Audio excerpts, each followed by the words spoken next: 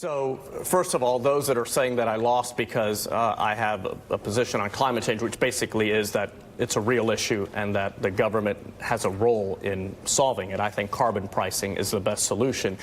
The idea that I lost because I held that position is nonsense, because climate change wasn't even an issue in my race. It was not in any ads. It was really not discussed. And I was the top performing Republican in my district, so I outperformed the candidate for governor and for Senate.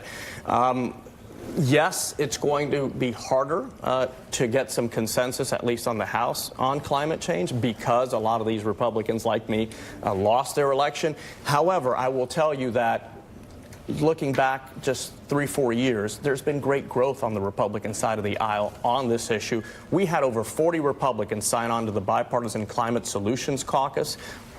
Basically means they recognize the issue, they acknowledge that there's a role for government.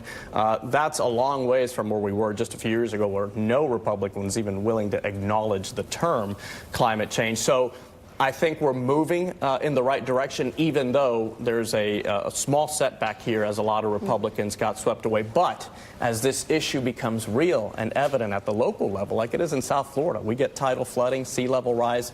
It's real. As this becomes a local issue in different parts of the country, more and more Republicans come to the table with some pragmatic solutions. I think carbon pricing is important, and I also think that if we invest in adaptation, coastal infrastructure, that could certainly help as well.